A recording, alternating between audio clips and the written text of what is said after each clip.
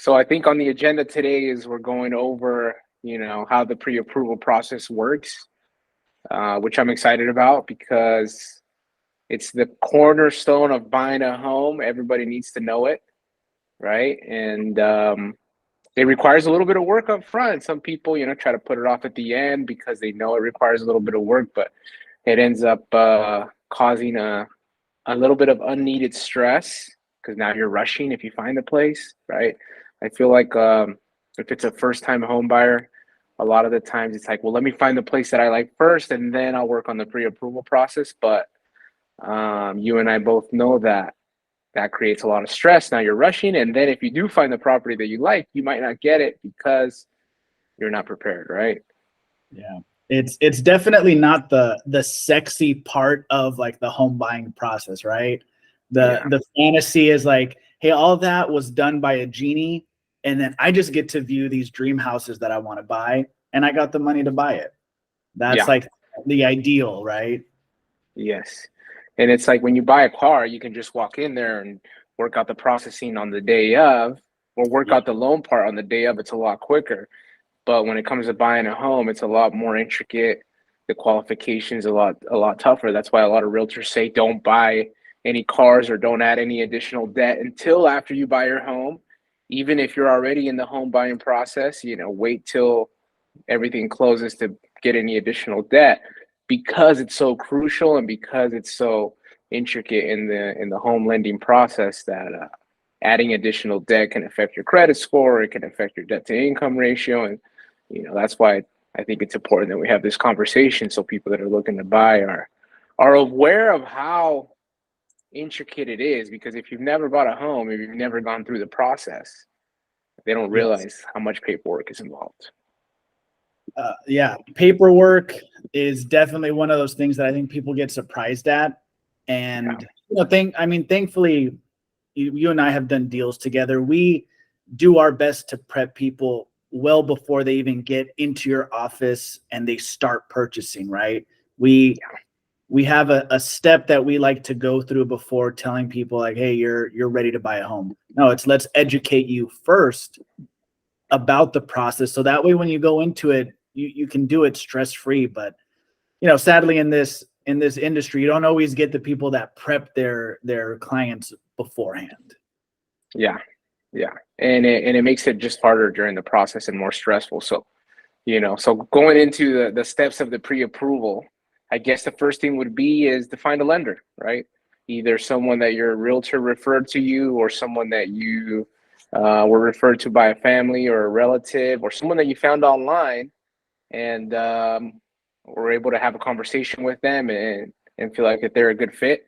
A lot of times maybe people go in and start rate quoting right off the bat before they find a property, but it's not too relevant because that rate won't really be the rate that you get once you find your home, because the rate is very much dependent on once you get your offer accepted, once you're in contract, because that's when you're able to actually lock in the rate. Exactly. So exactly. It takes a little bit of work to get there. And so comparing rates might not be the first thing you want to do. Maybe talking to a couple different people. Not all just like not all realtors are created equal, not all loan officers are created equal, right? Definitely not.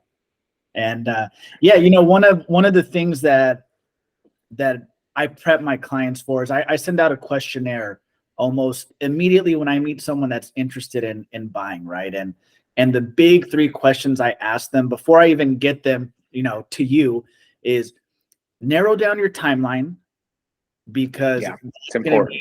That's very important in the pre-approval process, from when you start looking to when you start writing offers. Number two is kind of have an idea of what your budget is, right? Because they could be approved monthly to budget, but it doesn't mean they want to pay that $1 million monthly payment. And the last 100%. What do you have saved for a down payment and closing costs? Yeah. And after that, I go, hey, Jerardo's my guy. Boom. Let's send him off to get into those fine details.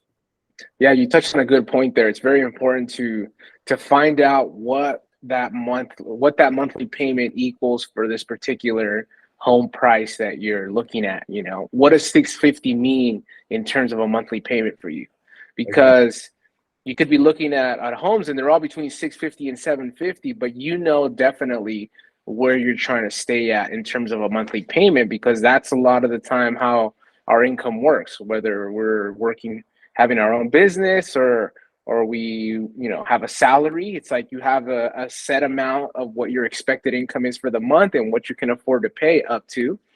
And so that's very important to gauge that. And the person that can give you that a lot of the times is your loan officer, because they're going to help narrow down what your monthly payment is, which has a few things that go into it. It's both what the current rate is to give you an estimate. Obviously, that rate can change, but they can give you the current rate.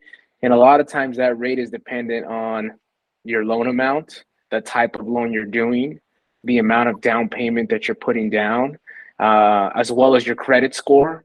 So debt to income ratio now plays a part in that as well. All these things are calculated together to give you what your monthly payment would be. So that's why it's very important that you talk to a lender, especially if you're within, you know, maybe 1 to 3 months away from, like, if you want to be in a home within 3 months, now's the time, probably maybe even a few months before, to have those initial conversations. But definitely now is the time now you're definitely on a timeline. Like, I got to get this pre-approval done and I got to get into action prior to starting to look. And most realtors are going to want you to get pre-approved before they show you some properties as well. I'm sure you've experienced that. Maybe some people want to buy and they want to see the property before the pre-approval, right? Oh, I mean, especially it happens with first-time home buyers, right? You get the call or you get in contact. Well, let's go view this weekend. I've been on Zillow and I'm pumped up. I'm excited. I saw some homes that I'm interested in. Yeah. But that little tab is easy to scroll over to, you know, from 700 to 800,000. But should you be shopping in that range? Exactly. You know, only time will tell. And that's why, like you said, if you want to buy in 3 months, you probably should have spoken to someone at least a month ago. If you want to be actually on that timeline. Yeah. And obviously it's not too late as long as you haven't found the property. And even if you did just find the property that you want, it might not be too late, but it definitely doesn't help your chances, especially in a competitive environment where you have multiple offers. Because now you're going to have to rush to get all your paperwork to the loan officer and then rush your realtor to talk to that lender, to send your offer in hopes that, you know, the sellers don't make a decision before your offer gets in there.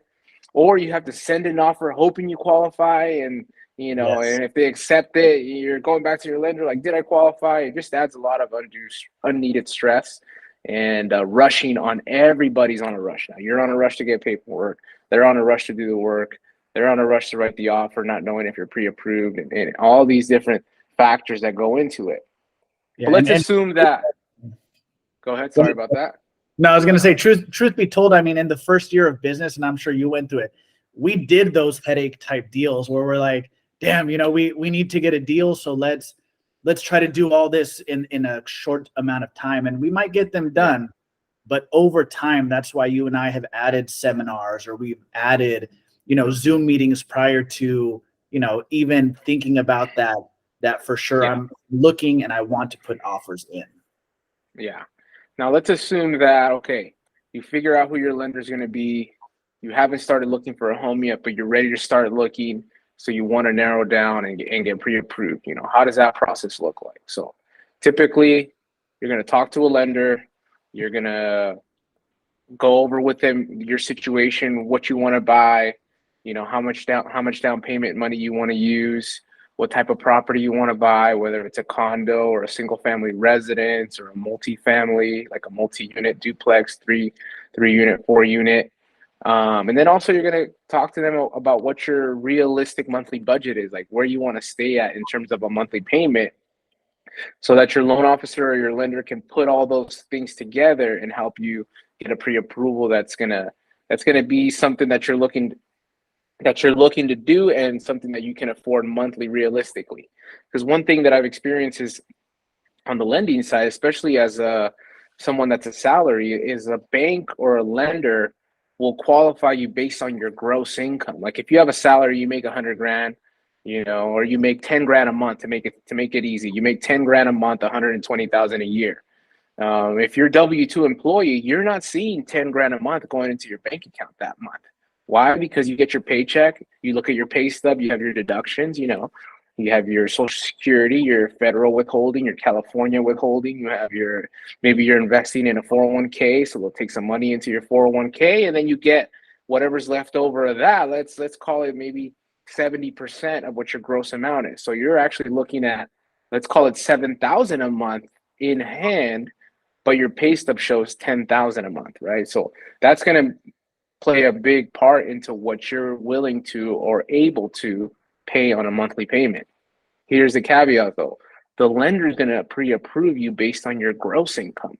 So that if we're talking specifically here on a salaried or an employee that's hourly, how does the lender look at your income? They're going to qualify you based on your gross income. So if you make 10,000, they can go up to 50% or 49.9, depending on the loan. If we're looking at conventional, FHA goes up to 55, maybe sometimes even higher, depending on compensating factors. But if we're looking at conventional, they're going up to 49.9% of your gross income for the sum of all your monthly payments. That means your monthly payments that are on credit. So your debt to income ratio is what they call it, right? So that means if you make 10 grand, to make it simple, the sum of all your monthly payments, including your new mortgage, can be 5,000, right? Or 4,999 with 99 cents, So let's call it 5,000 to make it simple. So that means if you have a car loan, if you have a student loan, and your new mortgage, all those can't go past 50% of your income or 5,000, right? However, you're not seeing that's 10,000 a month. You're seeing whatever, 7,000 a month. Be something 100. Yeah, exactly. So that's where things get a little tricky, where you have to, get into the intricacies of what your monthly payment's going to be. Can I realistically afford it? Can I realistically make the payment comfortably monthly, where I'm not going to be, stressed to make the payment? And providing your income to your lender is a huge part of that. So get your income documents into your lender. If you work for a company, it's your pay stubs, your W-2s, and your bank statements, showing where the down payment money's coming from. If you're self-employed, a lot of the times it's your tax returns, personal and business tax returns. They're going to average out the net income for the last 2 years.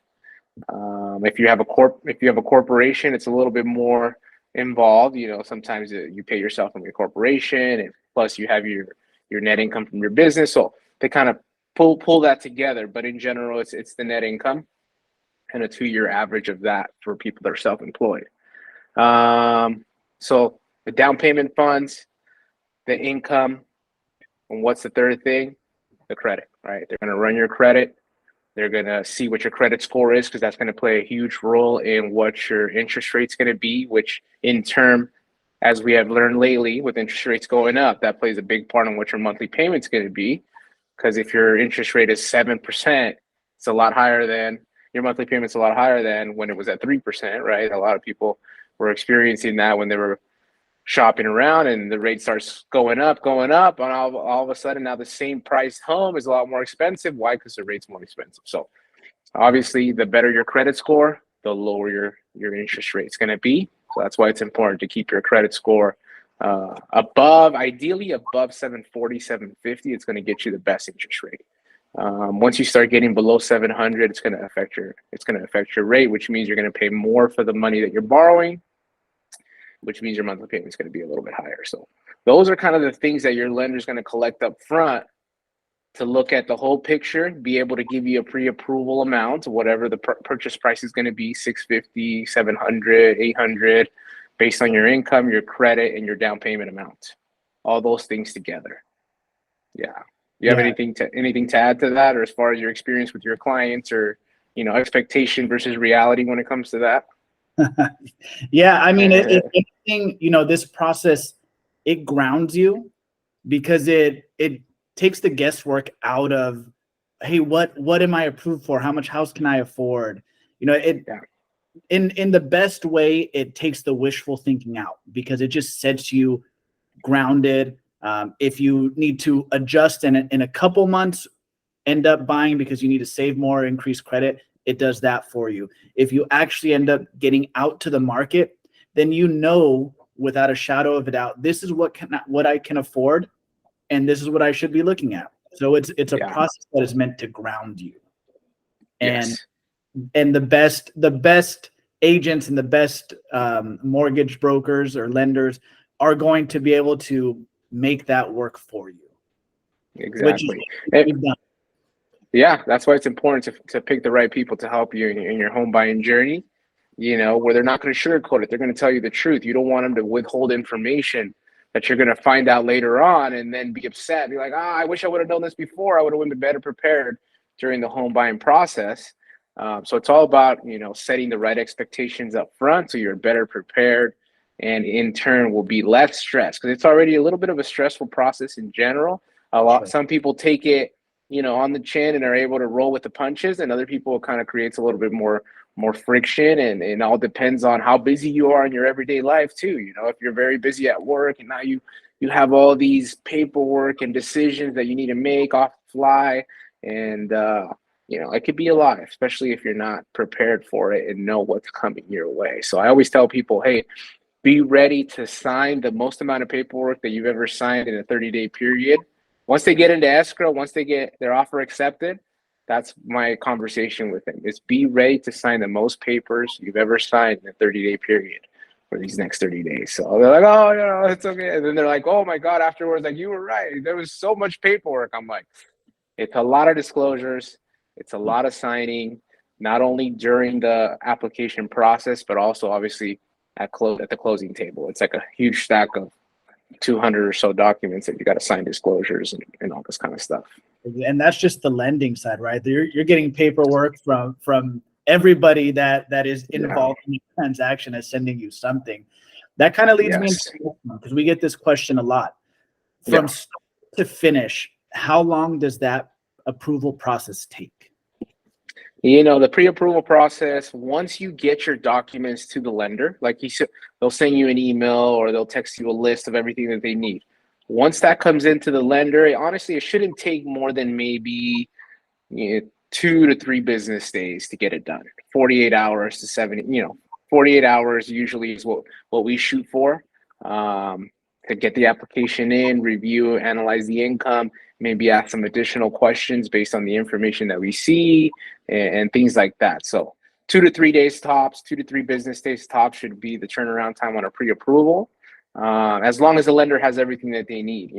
If they still need additional documentation, then they got to wait for the documents to come in to be able to nail everything down and make sure that it's accurate and correct.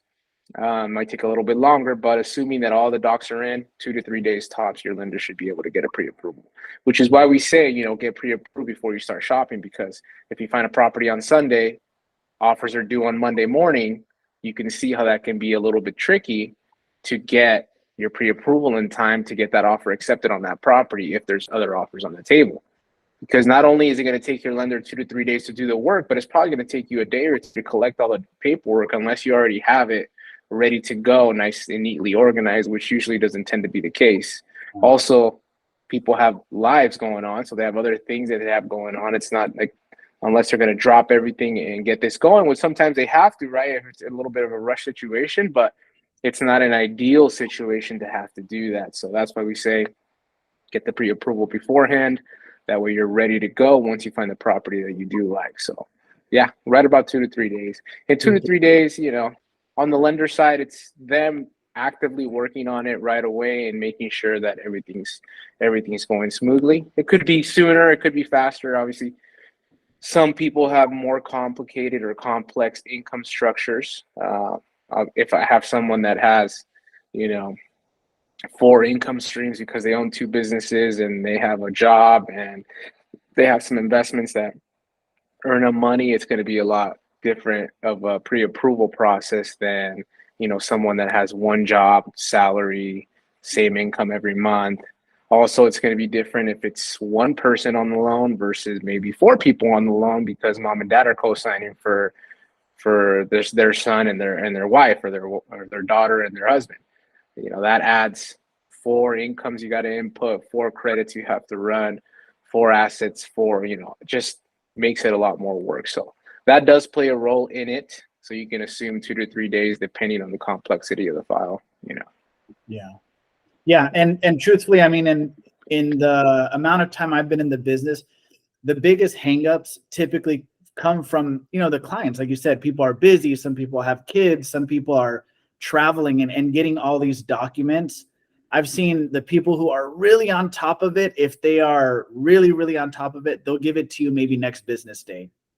Truthfully, it's 2 to 3 business days. And then I have clients that lag. It takes them, well, I sent you this, but I need to find this. Those are the hangups, and that extends out that process because, we've worked together and your team gets this done in, 2 to 3 days, and it's perfect timing. So if you could get those documents ready to go and on a Monday or Tuesday, so they could actually have your approval ready for you by, the time you want to go out and view on the weekends, that would be ideal. Yeah, and as a realtor, it helps what you're working with. Are they looking at properties that they're able to purchase or that they want to purchase based on the monthly amount that they want to have on their mortgage?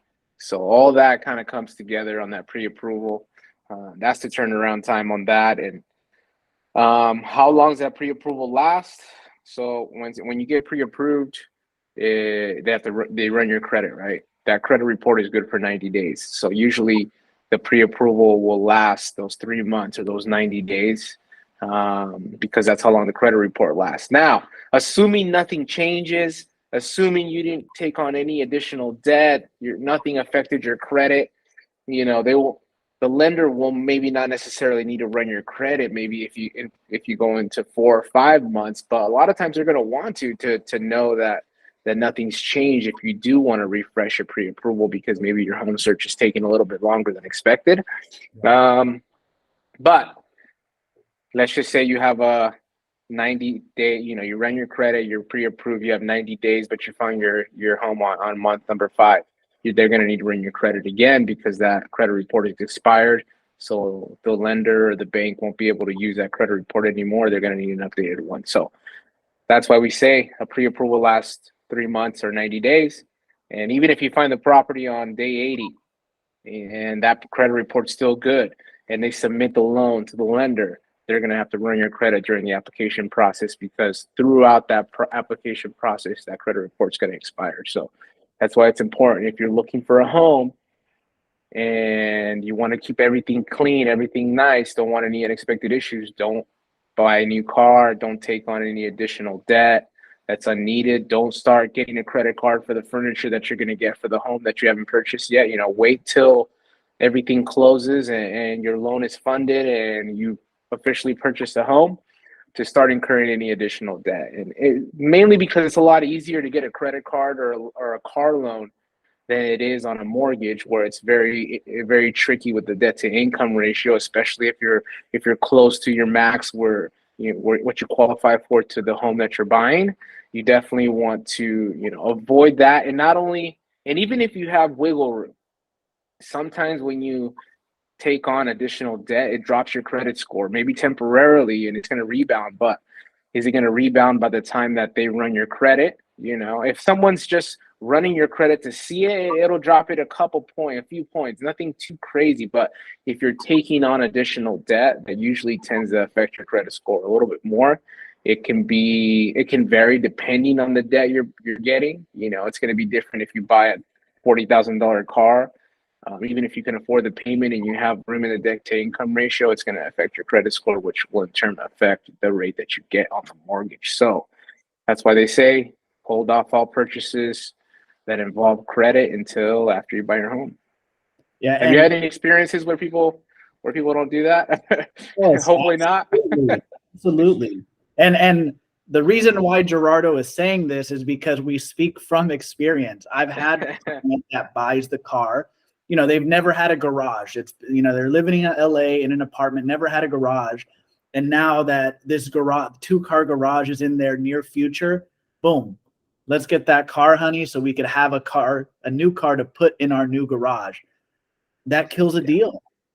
It's happened. Yeah, that's unfortunate. Yeah, when that happens. That's on the extreme side. I've had the other side where, you know, people do take out an additional credit line or do a credit card and do the furniture because they're excited, which is awesome. You know, I want my clients to be pumped, but now during my one-on-ones with them, I have to tell them up front, let's get the house first. Don't open up any sort of credit. And I know you tell them the same thing, but I have to reiterate the sentiment, which, you know, this is a perfect 100%. segue because we get this question all the time. Well, I want to go and get pre-approved before I view houses, but I don't want it to hurt my credit score. Gerardo, how much does getting pre-approved actually affect your credit score? So if you're about to buy a home and you're ready to place offers, they're going to run your credit that day, and that's the credit score that's going to be used. So them running your credit doesn't matter because they're going to need to see your credit score anyway. So if you find a home within a month, that's the same credit report they're using. They won't need to look at your credit again. You know, even if you run your credit by a couple lenders, you know, it might be 5 to 10 points max. It's not going to be anything huge, right? Now, if you're going in and getting your credit ran by a lot of different lenders for a lot of different loan types, that's going to affect your credit. But if I'm going to buy a home, I have to get my credit ran anyways, no matter what, 100%. So if you're going to place offers, now's the time to do it, you know? And if you're worried about, because maybe your credit score is borderline or whatever, having your credit ran by a lender, they might be able to give you some tips on how to improve it, or they might tell you, you know what, your credit's a lot better than you thought it was. You know, so those are the things that you want to know. If your credit is too low, they're going to tell you, hey, here's where you're at with your credit situation. Here's what you can do to improve it. Or your credit, you know, is a lot better than you thought it was, and it's looking good. So I think nowadays most people maybe have like a credit card or something that they're able to gauge around where their credit score is. It's not always the same as how it looks on the lender side because the credit report is a little bit different. And also it's a tri-merge credit report, which means that they're getting credit score from all three bureaus and then using the middle score, as opposed to when you have a credit card and it shows your credit score, it's usually from one of the three credit bureaus, whether it's Experian, Equifax, or TransUnion. And the lender's going to use the middle score. And if you have a credit card and maybe it's showing you the Equifax, you don't know if that's the lowest or the highest or the middle one. That's kind of the unknown there. So it's important to talk to a lender. It's not going to really affect you. Plus, once they run your credit, it's a credit score. So if your credit score is going to drop maybe a few points, that's after that credit report already came out because they're getting the report. They're getting your credit score for today. You know, it's not going to be tomorrow's credit score after I ran your credit and it dropped. It's going to be today's credit score. So yeah, that's something I feel like it's important for people to know because it is something that we deal with, a question that we deal with. But you know, most of the people that are ready to buy a home, they're not really thinking about that. They're ready to run their credit. It's if somebody's, you know, unsure, you know, maybe still trying to make the decision, which is fine. You know, definitely take your time. Take your time in terms of being prepared to purchase a property because it is a big step in your life. So there's ways to see your credit score that don't require a lender. If you're not ready to seriously look at homes and place offers, you can use freecreditreport.com, or I have something through Equifax where I get my credit score through them, but I'm also able to get a credit report a few times a year that shows me the full tri-merge credit report with all three bureaus. So I have a good idea, and it's important for people, honestly, to keep track of their credit because sometimes we run people's credit and there's something on there that they had no idea about if they're not keeping track of it. And a lot of time, not a lot of times, but sometimes it's something that's not even theirs, but it's affecting their credit score tremendously, you know, by 100 points, which is huge, you know. So especially nowadays with technology, identity theft. You go to Target and Target or a different company had a hacker get, you get those emails like recently one of the title companies had all their information hacked. And so you want to make sure that you're keeping track of your information.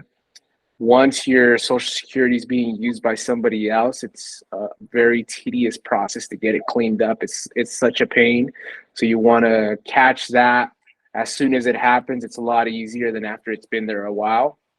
So yeah, definitely keep track of your credit, and then you won't really have to worry about when someone runs your credit it affecting you, because you've been keeping track of it. You know where you're at. You know that you're ready because you've done your homework. You've prepared up front, and in turn, your process will be a lot smoother and less stressful. That's the goal, man. So it's January 2024. The new year started, and let's say I'm someone who set a goal for buying a house this summer. How soon would Jerardo like me to get in contact with you? Let's say I want to buy in June and it's January right now. Yeah. Today. Today. Maybe you don't have to start the pre-approval process yet in terms of getting a credit score ran or anything like that. But you definitely maybe want to get a ballpark of what you're working with. Like, hey, based on rates today, based on my income, here's what I have working with, here's what I'm working with. How much would my payment be about for these home prices, right? And you get an idea and you can start planning ahead. Also, hey, I have about this much money saved up right now. Is that enough for what I want to do, or should I save a little bit more? And if I need to save a little bit more, how much more do I need? Or have I already saved up enough and I actually thought I needed more money, but I actually don't? Those things are very important. Also, if you rent, they're going to talk to you about, how much is left in your lease. Do you need to wait till the end of your lease, or is your landlord flexible where you can get out of your lease early if you find the right property? All those things play into part. Like, having a conversation is free. It doesn't cost anything, right? And they don't have, like I said, they don't have to run your credit yet, but you can pick their brain. You can get some best practices on how to plan ahead. And especially if you know for sure I want to be in a property by June, there's a lot of things that go into that. It's better to be prepared. It's better to know, what you should what you need to pay attention to when we're in January right now. Like, what do I need to talk to my tax preparer, my CPA about when I go do my taxes? Okay, let me talk to my lender first. Talk to him, ask him some questions about the mortgage process and my specific income scenario, so that when I go with my tax preparer, my CPA, I'm prepared to ask the right questions, and so that everything's looking good by the time I want to get into a property. Because if you want to be in a property by June, the escrow itself usually is 30 days. Yeah. So if you want to be in a home by June 1st, you're probably going to need to get into contract by May 1st. And are you going to find the home that you want on day one or the first weekend? Most people don't. Most people are looking for a few weeks. So that means if you need to get into contract by May 1st to move in by June 1st, you're probably going to be looking all of April. So now you're talking 2 or 3 months.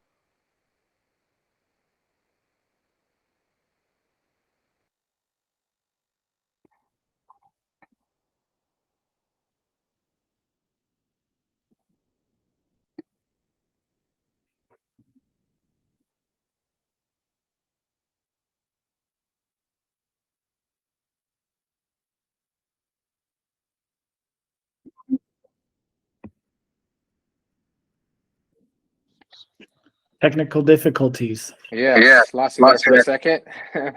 All good. We're back. Yeah. Luckily, I don't know where I finished, where I got cut off there, but on my today. End, yes. Start today. And I mean, look, we've had the clients and we've been through the process. Sometimes clients find that, they may say June, but they're actually ready to go now, and they're even more excited to start the process now just to hear that good news. And then we've given people homework to, hey, if you get your credit up, let's say 20, 30 points and save X amount of dollars, you'll definitely be ready to go by the time you want to get there. Exactly. and that's why you and I have hosted these, these first-time home buyer seminars, and we strategically do it several months before the hot spring and summer seasons, right? Yeah. In order to get everybody prepared. Yeah. Because Exactly. the preparation just makes the whole process a lot smoother. Yeah. Yeah. And those are the clients that we see have a good experience during their home buying process.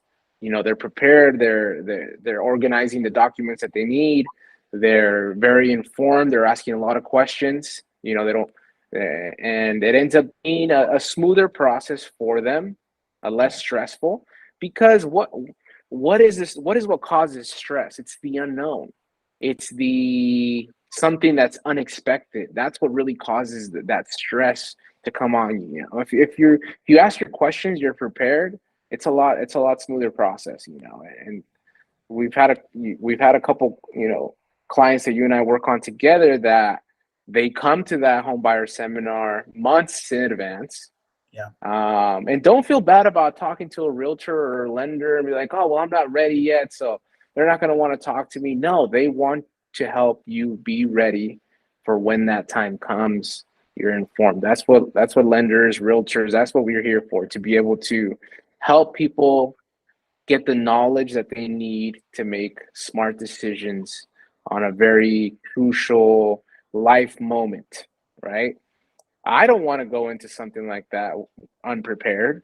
Heck And no. if you have a job where you don't deal with mortgage loans and real estate procedures on a daily basis, there's going to be a lot of questions that you're going to have, right? Heck, even us in the industry, we have questions and we're looking for solutions, a lot of times just during our workday. So of course, somebody that doesn't go through this daily is going to have those questions. So it's better to be prepared. It's better to ask the questions, and you have time to talk to the right people. You could talk to one person and like, oh, okay, well, just like sometimes you want a second opinion on a doctor, maybe sometimes you want a second opinion on a lender or a realtor, and be able to make the right choice. Yeah. 100%. Yeah. Now, I've gotten a couple questions from clients, and I wanna hit you with a rapid fire one. All right. Does the pre-approval process change a lot if I have a cosigner? Yeah, it doesn't change a lot in the sense that we're going to need a lot of the same information from both borrowers, but it does affect if it's a co-borrower that's going to live in the property, and as opposed to a someone that's not going to live in the property, but they're just helping you co-sign to have additional income to qualify. That definitely matters. Also, the lender is going to use, even if that person's not going to live in the property, the lender is going to use the lowest middle score of both borrowers. So it's important to know, where the credit is for both borrowers, both yourself and maybe your cosigner. So it doesn't change it. It just adds an extra layer because we're dealing with two applicants now, right? Okay. And it depends how well you know your co-borrower. Is it your spouse? Is it your sister, your brother, your mother, your father? And what's their income situation and what's their credit situation? So it adds an extra layer. Nothing that we don't deal with normally. Yeah. Because most loans applications that I do have two applicants, right? Whether they're married or whether they're siblings or partners, whatever. But it's better to ask those questions and know that, beforehand. For sure. Definitely.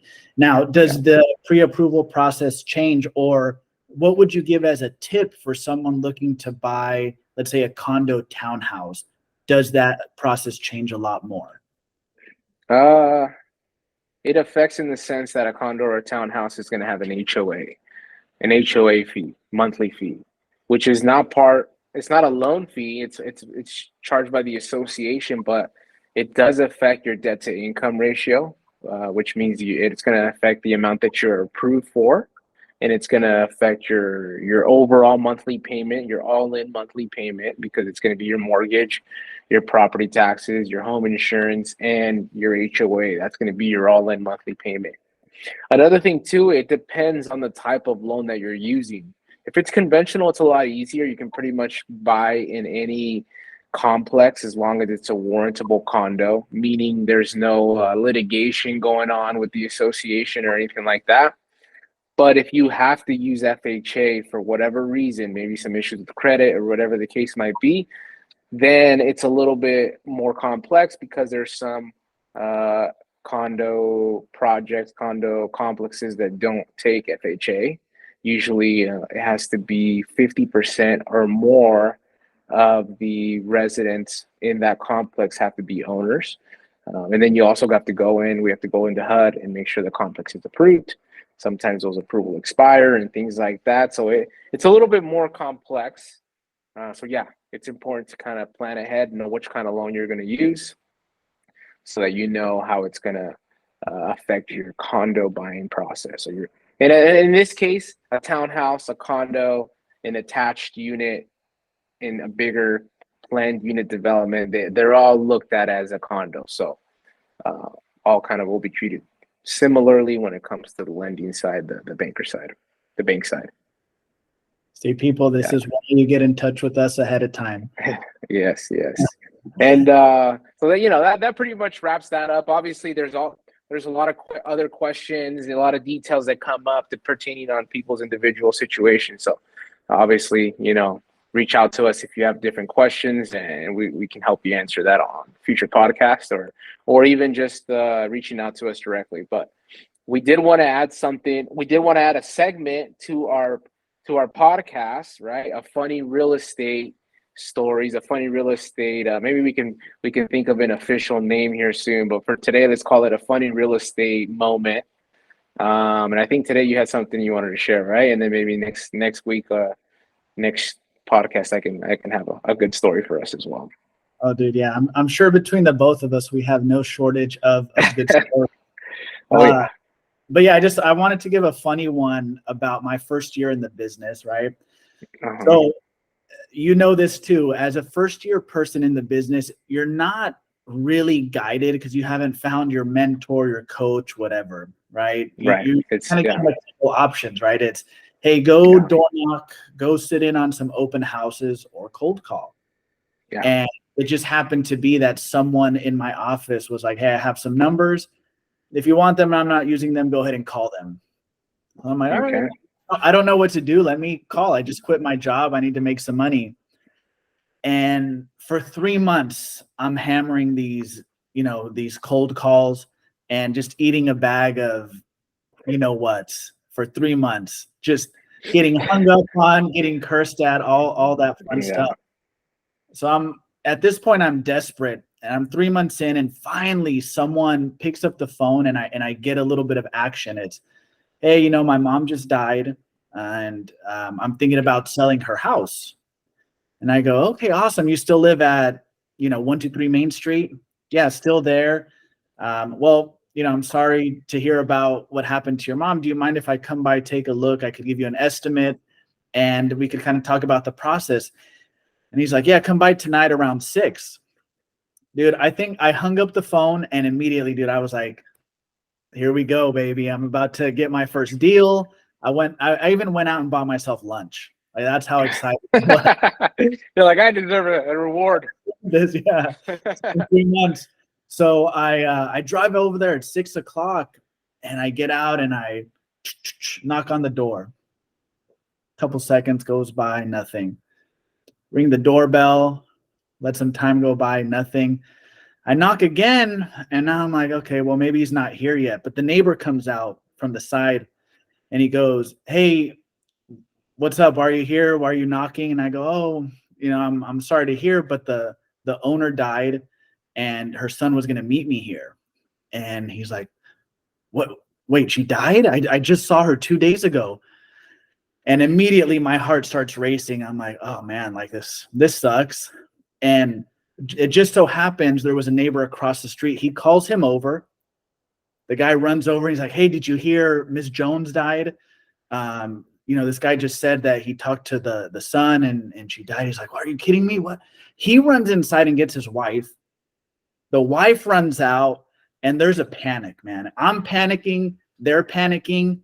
They call the daughter and they go, hey, when did your mom die? There's a realtor here saying that she died.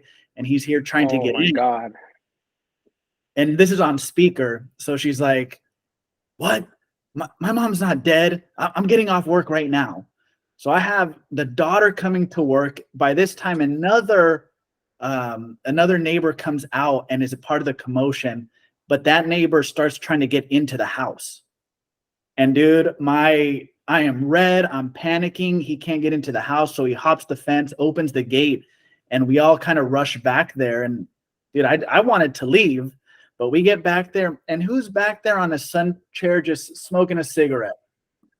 Just chilling. It's the mom, or it's the owner of the house. Alive and well. Alive and well. Oh And then she gets up, puts out her cigarette. She's like, what are you guys doing back here? And like, he said that you died, that your son, was, I don't even have a son. That's what she said. I don't have a son. So I'm like, wow. I was panicking. So I kind of inched my way back, got into the car, sped off. Serious. And then I called this number to try to get some info. I was like, what the heck? Did I get the wrong joke on you, man? Blocked call. Wow. So he was just playing a joke on you. Dude, needless probably to had say, the wrong number. 100% it was a wrong number. He probably got this call 100 times. Oh my gosh. Dude. Imagine the things we go through trying to make a living. Oh my goodness. Honestly, that is I think you might have me beat. I don't know. I'm gonna have to really dig deep to find a story like that. But that is for one, it's embarrassing. For dude. Two, you're brand new in the industry. It's gonna make you want to think twice about what career you're getting into. I was surprised. Hey, you know what? Kudos to you. You're still here years later. So you have a lot of resilience. Cold call anymore. Yeah, you don't know what you're getting into, huh? Yeah. Oh my God. No. In person only. Dude, that's definitely a story for the ages, man. You're gonna tell your grandkids that story one day. Back in my day, I used to cold call people and show up at their house. Oh, awesome, man. Well, hey, it was a good conversation today. Find us on Instagram, everybody, if you have any questions. SoCal Broker, or what's your what's your Instagram handle? How can they find you? Lorenzo L. Realtor on Twitter, Insta, and soon to be going on YouTube. Perfect, man. Hey, good talking to you, brother, and have a good one. We'll talk soon. All right, brother. All right, later. Sure.